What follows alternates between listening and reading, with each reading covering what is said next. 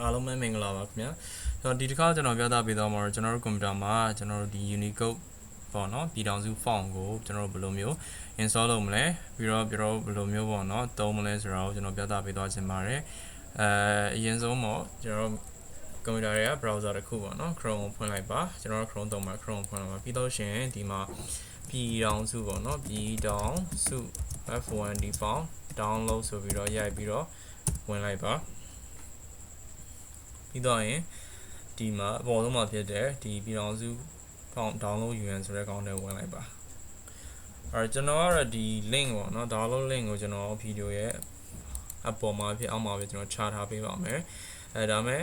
မိတ်ဆွေတို့အနေနဲ့ကိုယ်တိုင်ဝင်ကြည့်ချင်တယ်ဆိုလို့ရှင်တော့ဝင်ကြည့်လို့ရပါတယ်ဒါကတော့ကျွန်တော်တို့ရဲ့ပေါ့နော်ဒီ Unicode နဲ့ပတ်သက်တဲ့အကြောင်းအရာတွေတော့အများကြီးရေးထားတာပါ mobile အတွက်ကောပေါ့နော်အကုန်လုံးလမ်းညွှန်နေရေးထားပါတယ်အများကြီးဝင်အောင်လေ့လာလို့ရပါတယ်ဒီမှာတော့ဒီ link ကိုကျွန်တော်ချထားပေးမယ်မိတ်ဆွေတို့ဒီကနေသွားပြီး down မယ်ဆိုလို့ရှင်တော့ဒီ download all in one setup ဆိုတဲ့ကောင်လေးကိုတစ်ချက် click လိုက်အောင်နဲ့download ကျလာပါလိမ့်မယ်ကျွန်တော်က download ဆွဲပြီးသွားပြီဖြစ်တဲ့အတွက်ကြောင့်ဒီမှာမိတ်ဆွေတို့မြင်ရတဲ့ဒီ all in one setup ဆိုတဲ့ကောင်လေးမြင်နေရမယ်ကျွန်တော်ဒီကောင်ကို double click လုပ်ပြီးတော့ install လုပ်လိုက်မယ်ဟုတ်ပြီဒါဆိုရင်မိတ်ဆွေတို့နဲ့ next နေလိုက်ပါ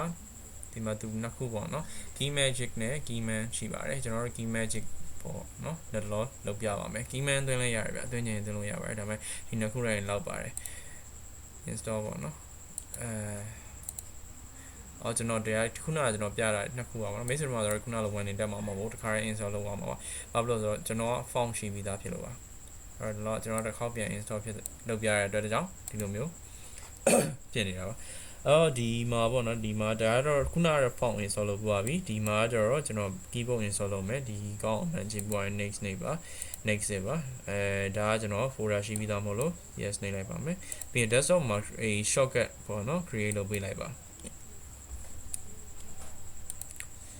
ဟုတ်ပြီဒါ next လို့ရှင်ဒီနှစ်ခုပေါ့နော်ဒါကတော့ကျွန်တော် finish နေလိုက်လို့ရှင် key magic တန်းရမ်းမယ်ဒါကကျတော့ကျွန်တော် computer စဖွင့်တာနဲ့ key magic ကိုတန်းရမ်းမယ်ပေါ့နော်finish နေလိုက်ပါဒါသူ key magic ပိတ်ထားတယ်ပေါ့နော်ဒီမှာပြောထားတယ်ဒီမှာ shortcut ပေါ့နော်ဒီမှာ shortcut ကို control shift ပေါ့နော် enable disable ဆို key magic ကိုဖွင့်ခြင်းkey magic ကိုဖွင့်ခြင်းသူကဒီမှာcontrol shift ပေါ့နော်ပုံမှန်တိုင်းကျွန်တော်ရင်တော့ဇော်ကြီး keyboard သုံးတဲ့အတိုင်းလုပ်လို့ရပါတယ်ဟုတ်ပါဒီကောင်ပိတ်ထားလို့ရပါတယ်ဒီကောင် finish ပေါ့ဟုတ်ပြီကျွန်တော်တို့အနေနဲ့အရင်ဆုံးစမ်းမယ်ပေါ့နော် browser မှာစမ်းမယ်ကျွန်တော်ဒီမှာ Facebook ပေါ့နော်Facebook မှာဒါမေး sorry နော် Facebook တော့ဒီ browser ပေါ့နော် browser ကျွန်တော်တို့အရင်တော့ကျွန်တော်တို့ဒီဇော်ကြီးသုံးထားမယ်ဆိုရင်ပေါ့ဇော်ကြီးသုံးထားမယ်ဆိုရင်ကျွန်တော် font တွေကမှားနေပဲဒါမှမဟုတ်ကျွန်တော် browser မှာ install လုပ်ထားတဲ့အတိုင်း default ဆိုလို့ရှိရင်ဒီကောင်မြန်မာ3တို့မြန်မာ dash ဆိုဒီကောင်တွေနေမှာဒီကောင်ဆိုလည်းမှန်နေပါတယ်အဲ့တော့လက်တော်မှာပိုတိကျအောင်ကျွန်တော်တို့ကဒီကျွန်တော်ပြည်အောင်စု font ပေါ့နော်ဘယ်လိုလုပ်မလဲဆို font change ရင်လည်းဒီ setting တိုင်းသွားလို့ရပါတယ်ကျွန်တော်ဒီမှာခုနပြသွားတဲ့အတိုင်းဒီမှာ setting ပေါ့နော်ဒီမှာ setting နဲ့နှိပ်ပြီးသွားရင်ဒီရောက်သွားတဲ့အခါကျဒီ text ဒီ search bar လေးမှာ font font လို့ရိုက်ပြီးတော့ enter ခေါက်လိုက်ရင်ဒီမှာအောက်မှာကျလာပါလိမ့်မယ်ဒီမှာကျွန်တော်ဒီမှာ customize font ပေါ့နော် customize font ကိုနှိပ်ပြီးသွားရင်ကျွန်တော် font တွေအများကြီးရွေးလို့ရပါတယ်အများကြီးရွေးတဲ့ခါကျရင်ကျွန်တော်ဒီဇော်ကြီးပေါ့နော်ဇော်ကြီးနေရာမှာကျွန်တော်ပြည်တော်စုဆိုပြီးရိုက်ပြီးရှာလို့ရပါတယ် RGZ ဇော်ကြီးဆိုတဲ့နေရာလေး sorry နော်ဒီမှာကျွန်တော်တို့ခဏနော်ကျွန်တော်ဒီပြည်တော်စုပါဟုတ်ပြီပြည်တော်စုရှိမြပေါ့နော် font တော်မျိုးပါပြည်တော်စုတွေလိုက်ပြင်လိုက်ပါဒီအကုန်လုံးပေါ့ဒီ၄ခုရှိပါ၄ခုစလုံးမှာကျွန်တော်ပြည်တော်စုလို့ပြင်လိုက်ပါအဲ့တော့ပြီးရင်ကျွန်တော် Facebook ကိုသွားလိုက်တာ ਨੇ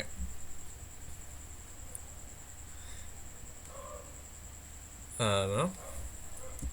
မိတ်ဆွေတို့မြင်နေတိုင်းsorry ဒီမှာပေါ့မိတ်ဆွေတို့မြင်နေတိုင်းဒီ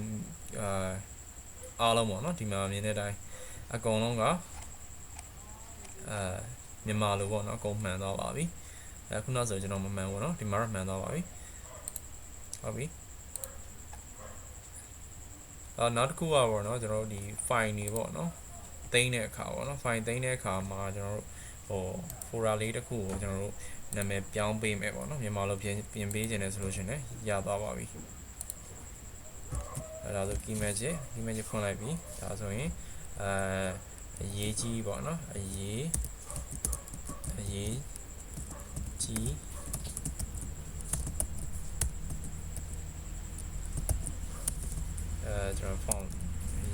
ရေးကြီးပေါ့ဒါပါ file ပေါ့နော် file ကျွန်တော် keyboard က file name ပေါ့ file name လို့ပဲကျွန်တော်ရိုက်လိုက်ပါမယ်ဟုတ်ပြီ file name ပေါ့နော်ဟာမြင်တဲ့အတိုင်းပေါ့နော်ဒီကျွန်တော်တို့ဒီဟိုပုံမှန်ဆိုလို့ရှိရင်ကျွန်တော်တို့တခြား sorry နဲ့ဆိုလို့ရှိရင်ဒီလိုမျိုးမရတာမျိုးဖြစ်တတ်တယ်ပေါ့နော်တခြား setting တွေတော့ရှိသေးတာပေါ့ဒါပေမဲ့ဒီမှာပြည်ထောင်စု font နဲ့ဆိုလို့ရှိရင်လည်းဒီလို folder နာမည်ပေးလို့ရတယ်အဲ့တော့ပြီးတဲ့အခါမှာကျွန်တော်တို့ဒီပေါ့နော်ကျွန်တော်ဘာရှိအောင်မလဲဟုတ်ပါပြီဒါကတော့အကုန်လုံးပါပဲဒီဟိုပါပေါ့နော်ဒီများသောအားဖြင့်အဓိက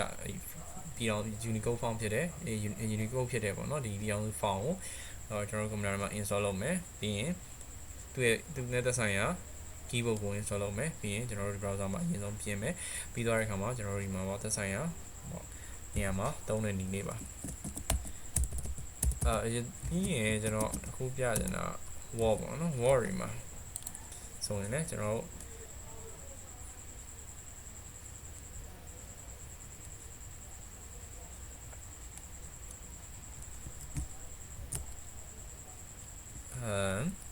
ဒါဆိုရင်မယ်ဆိုလို့နေနော်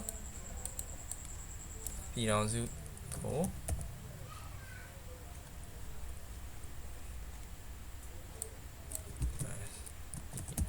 ပြည်ထောင်စုပေါ့ကျွန်တော်ရိုက်လို့ရပါပြီမြန်ဝင်ဒီမှာသူက on off ကိုပြရတယ်ဗျဆိုလို့ရှိရင်နေကောင်းသလားခင်ဗျာဒါမျိုးဆိုမြင်ရတဲ့အကောင်နော်ဒီမှာမြန်မာလိုအကောင်မှန်တော့ဒါပြည်အောင်စုပေါ့နော်ဒါကျွန်တော်ဟိုတကယ်သုံးရမယ်ပေါ့နော်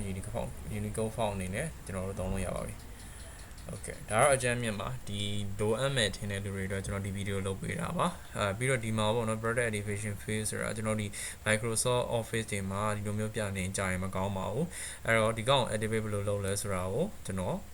နောက်ဗီဒီယိုကြရင်ကျွန်တော်ပြသပေးသွားပါမယ်ဟုတ်ကဲ့အခုတော့ကျွန်တော်ဒီလောက်နဲ့နားပါပဲကျေးဇူးအများကြီးတင်ပါတယ်အားလုံးနေကောင်းကြပါစေ